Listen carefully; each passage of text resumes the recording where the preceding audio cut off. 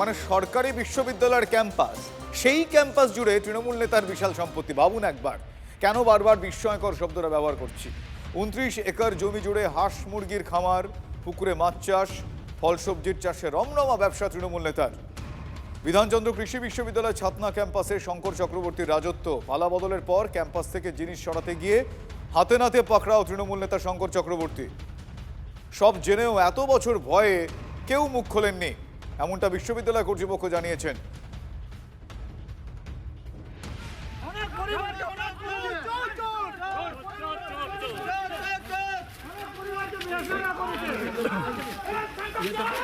আমার জানার মতো মেরে দিয়েছে এই লোকটা, এই শঙ্কর চক্রবর্তী ছাতনা অনেক চুরি করেছে। আপনি সব কিছু নিন। যাচ্ছি তাহলে চোর চোর চোর চোর গেল চোর গেল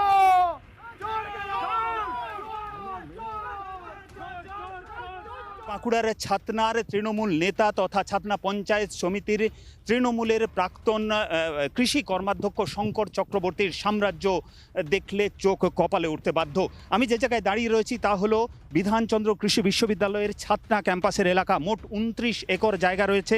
সেই 29 একর সরকারি জায়গা দখল করে বছরের পর বছর, মাসের পর মাস ধরে নিজের সাম্রাজ্য গড়ে তুলেছিলেন শঙ্কর চক্রবর্তী।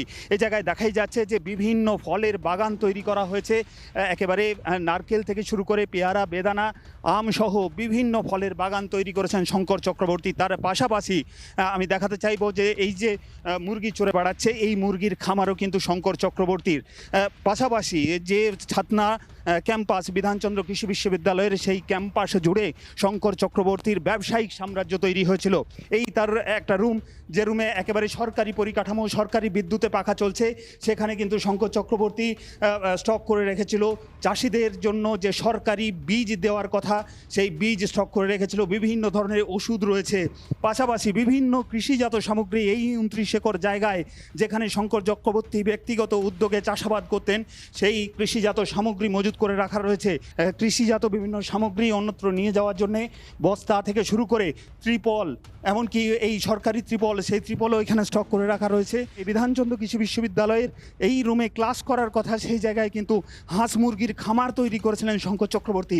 দেখা যাচ্ছে এখনও হাঁস রয়েছে এবং এই জায়গায় একের পর এক সরকারি যে সমস্ত যন্ত্রপাতি, বিভিন্ন ধরনের ট্রাঙ্ক, আলমারি, তা কিন্তু রয়েছে, যা কিন্তু ব্যক্তিগত কাজে লাগতো শঙ্কর চক্রবর্তী, তেমনটাই অভিযোগ। আজ যখন এই এলাকা থেকে এই সামগ্রীগুলি নিয়ে অন্যত্র পাচার করার চেষ্টা করছিল শঙ্কর চক্রবর্তী, সেই সময় বিজেপির কর্মীরা খবর পায় এবং তারপরই এই বিজেপি কর্মীরা শঙ্কর চক্রবর্তীর গাড়ি আটকে দেয়। এই 29 একর সরকারি জায়গা দখল করে নিজের ব্যবসায়িক কেন্দ্রে পরিণত করেছিল। তাই তার বিরুদ্ধে ছাতনা থানায় অভিযোগ দায়ের করা হবে। শেষ পর্যন্ত এই শঙ্কর চক্রবর্তীর বিরুদ্ধে পুলিশ প্রশাসন কী ব্যবস্থা নেয়, আপাতত সেই দিকেই তাকিয়ে ছাতনার মানুষ। বাঁকুড়া ছাতনা থেকে ক্যামেরায় বুধন কর্মকারের সঙ্গে হীরক মুখার্জি, TV9 বাংলা। আবার গ্রামবাসী বলছে আপনারা আজকে কি ধরছেন, কালকে তো পুরো রাত জিনিস বার করেছে। তা তখন কিন্তু আমাদের মনে হলো, একটা ডাউট হলো, না স্যারকে জানানো উচিত আছে। MLA স্যারকেও একটু খবর দিলাম, তারপর উনি এলেন, সেই সকল নিয়ে IC স্যারও এলেন, আর ওনাকে হচ্ছে সেই যখন ভিতরে দেখলাম যে এখানে হাঁস মুরগি পোলট্রি ফার্ম এখন ঠিক ছাতনা শেখ শাহজাহানের মতন এখানে করে রেখেছে, তো সেই জন্যই ওনাকে এখন অ্যারেস্ট করে নিয়ে যাওয়া হলো। এখানে উনি এসেছিলেন, এখানে জিনিস বাই করেছিলেন, এই মুরগি, ছানা, খাবার, কাঠ, এগুলো বাই করে এখান থেকে নিয়ে যাচ্ছিলেন। সেই সঙ্গে সঙ্গে আমরা এখানে দেখতে পাই, জানতে পারি এবং সেখানে আমরা ধরুন আমাদের MLA সাহেবকে খবর দেওয়া হয়, থানাতে খবর দেওয়া হয়, তাকে এসে আটকানো হয় এবং তাকে যা কিছু সব কিছু পরিচয় নয়, তিনি নিজেও মেনে নিয়েছেন যে হ্যাঁ আমি এগুলো বাই করছিলাম, আমাকে ডিন বলেছে। এখন ডিনের কাছে কোনো কাগজপত্র নেই, কিছু নেই, ডিন বলছে না আমি কিছু জানি না। যেখানে দাঁড়িয়ে আছি এটা হচ্ছে বিধানচন্দ্র কৃষি বিদ্যালয় শুশুনিয়ার যে ক্যাম্পাস, নতুন ক্যাম্পাসটা ওখানে গেছে, এটা হচ্ছে পুরনো ক্যাম্পাস। এটা 29 একর জমির উপর 3-4টা বিল্ডিং আছে, পুকুর আছে এবং প্রচুর অ্যাসেট আছে। তো আমরা জানতাম যে এটা সরকারিভাবেই এটা চলে, কিন্তু যখন আমি খবর পেলাম যে এটা শঙ্কর চক্রবর্তী তৃণমূলের এক নেতা, এটা দীর্ঘদিন যাবৎ জবরদখল করে উনি পোলট্রি ফার্ম থেকে শুরু করে বিভিন্ন ধরনের ব্যবসা এখানে করতেন। 3টা পুকুর কাটিয়েছেন, কী টাকায় কাটিয়েছেন জানি না, সেই মাটিগুলো 15 লক্ষ টাকায় বিক্রি করে দিয়েছেন। আমার কাছে খবর এলো গতকাল উনি এখান থেকে সমস্ত জিনিসপত্র চুরি করে নিয়ে চলে যাচ্ছিলেন। উনি স্বীকার করেছেন যে হ্যাঁ আমি এগুলো নিয়ে চলে যাচ্ছিলাম। উনি কেন চলে গেলেন, বলছে ডিন বলেছেন। এখানে উনি যে ব্যবসা চালাতেন তার সমস্ত ইলেকট্রিক বিল কৃষি বিদ্যালয় থেকে মেটানো হয়। বিধানচন্দ্র কৃষি বিশ্ববিদ্যালয়ের ভিসি যিনি আছেন তার বিরুদ্ধেও বিভাগীয় তদন্ত হওয়া দরকার, যে কেন উনি জানার পরও এতদিন উনি জানাননি প্রশাসনকে। ওনার বিরুদ্ধে ব্যবস্থা হলে, উনি যদি অ্যারেস্ট হন, তাহলে প্রকৃত সত্য এখান থেকে উদ্ঘাটিত হবে।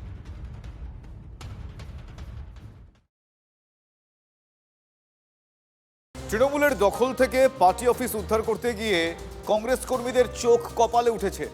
তৃণমূলের দখলে থাকা পার্টি অফিস থেকে উদ্ধার হয়েছে প্রচুর আধার কার্ড, ভোটার, প্যান কার্ড।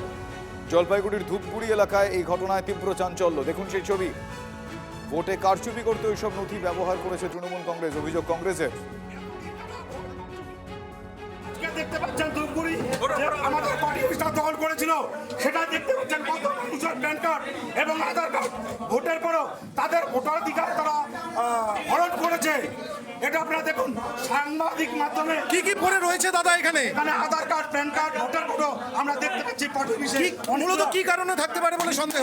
তাদের ভোট এবং তাদের বুদ্ধিবাজি এবং এর টাকা ওকে আপনারা দেখতে পাচ্ছেন পার্টি অফিসের মাধ্যমে মহিলাদের লক্ষ্মীর ভান্ডার পুরুষের নামে সেই কাজগুলাই তৃণমূলের পার্টি অফিসে করা হয়েছিল। তার জ্বলন্ত প্রমাণ আমাদের ধূপগুড়ি পার্টি অফিসে আপনারা সাংবাদিক দেখতে পাচ্ছেন। এবার যে ছবিটা আপনাদের দেখাবো, তৃণমূল প্রধানের বাড়ি লক্ষ্য করে পচা ডিম বোতল ছুটছেন একদল মানুষ। সরকারি পরিষেবা না মেলার অভিযোগে উত্তপ্ত তারা। এলাকা কোচবিহারের জামালদহ। ভোটের পর থেকেই বেপাত্তা তৃণমূলের প্রধান, গীতা বর্মন তার নাম। সরকারি পরিষেবা না পেয়ে প্রধানের বাড়িতে প্রথমে চড়াও হন এলাকাবাসী। প্রধানের পদত্যাগের দাবি করেন গ্রামবাসীরা। পরে পুলিশ গিয়ে পরিস্থিতি নিয়ন্ত্রণে আনে। পাশাপাশি প্রধানের নির্দেশে জব কার্ডের তালিকা থেকে অনেকের নাম বাদ গিয়েছে, এই অভিযোগও করেন বিক্ষোভকারীরা। হামলার সময় বাড়িতেই ছিলেন প্রধান গীতা বর্মন এবং তার স্বামী দীননাথ বর্মন।